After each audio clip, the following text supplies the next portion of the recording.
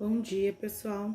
Então, hoje nós vamos já dar continuidade às nossas atividades referentes ao segundo bimestre, tá bom? Então, vocês vão abrir no livro didático, página 4. Então, a página 2 e 3, a professora fez como introdução ao nosso conteúdo, certo? Lá na página 4, nós vamos estudar sobre os biomas mundiais.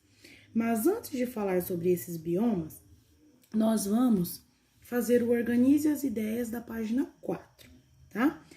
Lá no Organize as Ideias, ele pede para que vocês façam, preencha ali os espaços, a professora já preencheu em vermelho aqui, considerando a abrangência. Então, ele tem vários indivíduos juntos, vai formar o quê? A professora já colocou, uma população.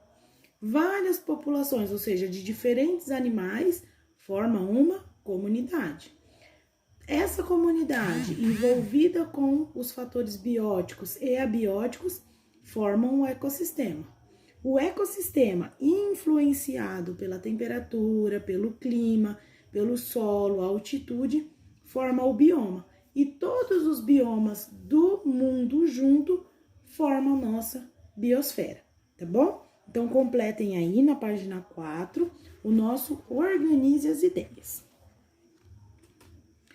Antes de começar a falar sobre os biomas mundiais, a primeira pergunta que nós devemos fazer é: o que é um bioma? Vocês sabem o que é um bioma?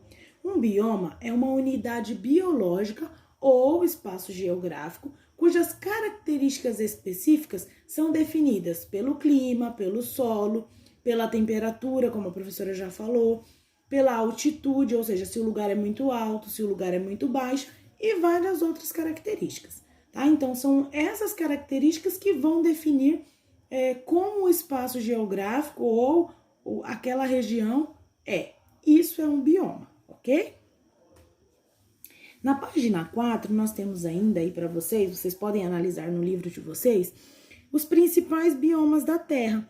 Então, são os principais que nós vamos estudar. O que é importante que vocês saibam? Que às vezes nós temos o nome de um bioma mundial que aqui no Brasil tem um nome diferente. Por isso que nós vamos estudar todos os biomas mundiais e depois nós vamos estudar também os biomas brasileiros e suas características, tá bom? O primeiro bioma que tem aí para vocês, floresta pluvial tropical. Então, floresta já dá a característica de mata, né? Pluvial significa água, chuva. Então, se é uma floresta pluvial, é um local que tem muita quantidade de chuva. Vocês podem ir fazendo as anotações na frente das definições ou podem ainda ir grifando aí no livro de vocês as informações mais importantes de cada um dos biomas que a professora vai citando durante a aula, tá bom? Então, vamos lá. Na floresta pluvial tropical, primeira característica, muito quente, úmido e grande quantidade de chuva, como a professora já havia citado para vocês. Tem uma grande biodiversidade, então todos os locais que nós temos grande quantidade de água e também de um clima mais tropical, mais quente, vai ter uma grande diversidade de espécies. Tá? Então, quando eu falo de biodiversidade, eu não estou falando só de animais, também de plantas. Então, a quantidade, a variedade de plantas e animais é muito grande nesse tipo de floresta. Plantas de grande porte. Então, floresta, quando a gente fala de floresta, já lembra uma árvore maior, uma árvore de grande porte.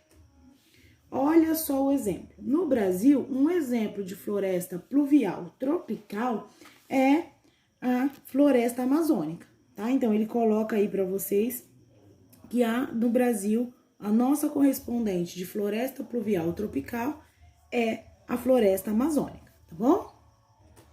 Segundo bioma mundial que tem aí para vocês, a savana. Quando fala de savana, qual é a primeira coisa que vem na nossa cabeça? A África, né? Não tem como não lembrar da África falando de savana. Então, vamos lá. Na savana, nós temos temperatura quentes durante o ano todo, tá? Então, no inverno é uma temperatura um pouquinho mais amena, mas continua quente ainda. Duas estações bem definidas, uma com muito chuva e a outra muito seca. Plantas gramíneas e alguns pequenos arbustos. Esses arbustos não são grandes, não passam assim de 1,5 m, 2 metros, são bem pequenos mesmo. E plantas com casca dura e espinhosa. Por que eles precisam ter essa casca dura e espinhosa? Para não perder água no tempo de seca. Então, na chuva, eles absorvem a água e na seca eles não conseguem perder facilmente porque possui essa casca dura e os espinhos. Então, os espinhos, eles servem exatamente para isso. Além de fazer a proteção da planta, ele ainda vai armazenar água no período de seca. Olha só o exemplo da savana. No Brasil, o exemplo de savana é o cerrado, tá? Então, o cerrado brasileiro é comparado à savana africana do bioma mundial. Fazendo ciência lá na página 6. Então, observem aí na página 6 o que é para ser feito no experimento. Você deve pegar um saco plástico transparente, colocar dentro, englobar as folhas de uma planta e amarrar bem amarrado para que não tenha nenhuma vedação, ou seja, para que não entre ar nem saia ar de dentro dessa sacolinha. Depois de passar um tempo, a professora vai colocar aqui para vocês a foto de como vai ficar. Ó, vai ficar dessa forma. Vocês estão percebendo que o saco, que dentro do saquinho ficou cheio de vapor de água, certo? Então, nós vamos agora para as conclusões. Primeira, descreva o que você observou. Então, nessa imagem aqui, ó, o que vocês estão observando? Eu vou colocar o que a professora observou. O acúmulo de vapor de água dentro do saquinho, certo? Então, vocês vão colocar aí o que vocês conseguiram observar. Segundo, como é possível relacionar o que foi observado com a perda das folhas das plantas da savana na estação da seca? Então, na época da seca, as plantas vão perder a sua folha. Por que isso vai acontecer? Porque vai evitar com que as plantas percam água desnecessariamente, ok? Então, vocês vão completar aí, ó. Com a perda das folhas, as plantas evitam a perda de água para a atmosfera. Assim, elas garantem a sua sobrevivência na estação de seca. Então, quando tiver muito seco, elas vão continuar sobrevivendo porque elas perdem as folhas para evitar essa perda de água, ok? Dá um tempinho para que vocês façam aí as questões 1 e a questão 2 também.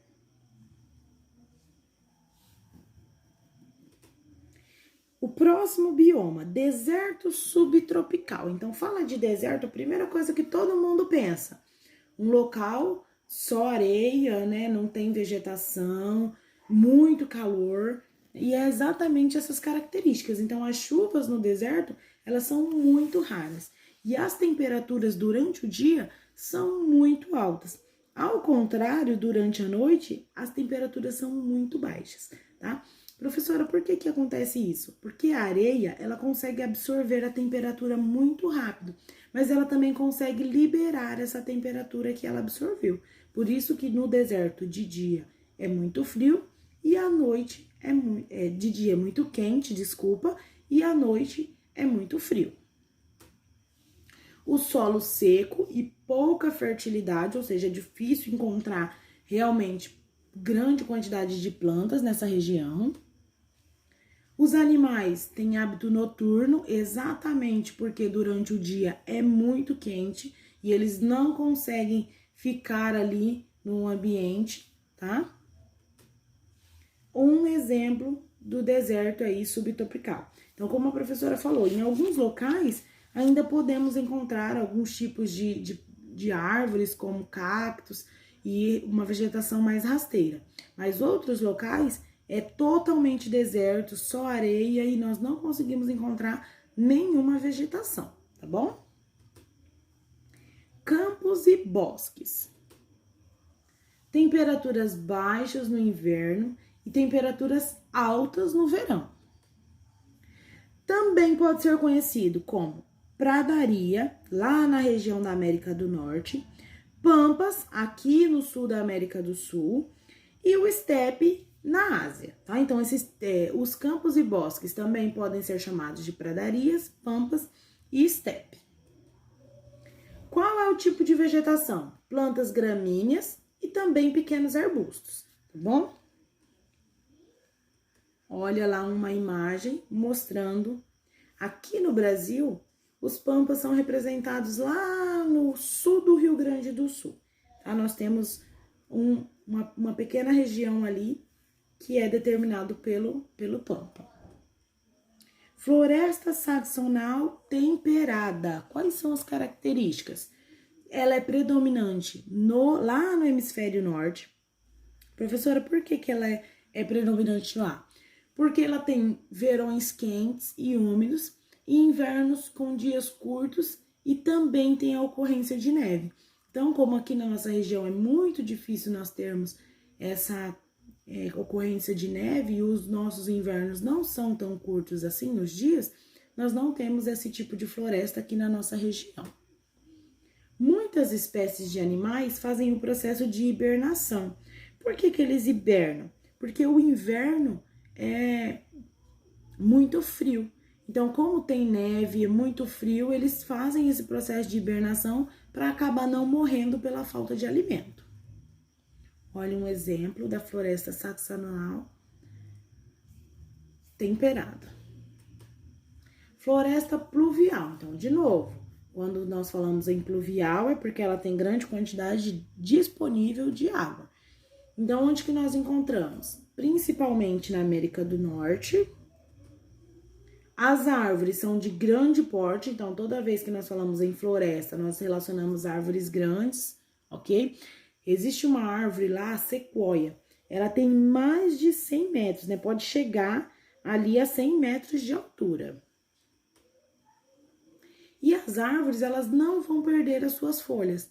Quando nós temos árvores que não perdem as suas folhas, nós chamamos de árvores perenes, tá? Olha só o exemplo de um tronco de uma sequoia, que pode chegar a 100 metros de altura. É muito alto. Taiga. A taiga é características de regiões de clima muito frio, solo pobre em nutriente, tá? Na maioria das vezes não tem grande quantidade de nutriente, por isso que as árvores são árvores muito espinhosas também. Também chamada, né? Ela também é conhecida como floresta de coníferas. Por quê, professora? Porque a vegetação é muito de pinheiros. Então, como ela tem muito pinheiro, é conhecida como floresta de coníferas. Animais com grande camada de gordura e muitos pelos. Por quê? Porque como a região é muito fria, eles precisam sobreviver. Então, eles têm essa estratégia de sobrevivência, que é possuir uma grande camada de gordura e muita quantidade de pelo. Olha um exemplo, que local muito frio. Então, vocês podem observar na imagem que tem grande quantidade de pinheiros ali naquele local. A tundra, nosso último bioma. Neve durante quase o ano todo, tá? O período que não tem neve é bem pequeno, bem escasso. Temperaturas abaixo de 0 graus. Então, como tem neve, ele precisa ser local com uma baixa temperatura. No verão, se desenvolve pequenos arbustos e alguns musgos também. Os animais e as plantas, elas são adaptadas ao frio. Então, tem animal nessa região? Tem, mas é também adaptado a esse tipo de temperatura. Olha só um exemplo da tundra. Saiba mais. Ursos polares. Vamos ler essa curiosidade? Os ursos polares, normalmente, são associados a paisagens cobertas de neve, o que ajuda esses animais a resistirem a baixas temperaturas. São algumas características dos seus corpos: densos de revestimento de pelo, camada de gordura espessa logo abaixo da pele, pele grossa, que tem uma coloração negra, que ajuda a absorver mais calor solar para ajudar a aquecer o corpo. Na tundra, esses animais são os principais predadores. Durante o inverno, a captura de presas é mais fácil, pois o mar congelado faz com que consigam chegar mais perto de, por exemplo, focas que ficam detidas em frestas não congeladas do oceano. E ao emergirem para respirar, se expõem ao ataque do predador. O habitat do urso branco está ameaçado devido aos efeitos das mudanças climáticas, a exploração de petróleo e gás natural na região, além da caça predatória. Então, a professora citou na aula de ontem, né, com vocês, a importância de se manter o habitat de um animal. E isso não está acontecendo. Muitas vezes, nós tiramos o habitat desse animal e também fazemos, né, a caça predatória. Quando a professora fala nós, eu tô falando o ser humano, de forma indevida. E aí nós acabamos colocando esses animais em extinção, tá? Então é muito importante ter essa consciência de manter o local natural dos seres vivos. Então, para a nossa aula de hoje, era isso, tá bom? Na próxima aula nós vamos continuar com os biomas.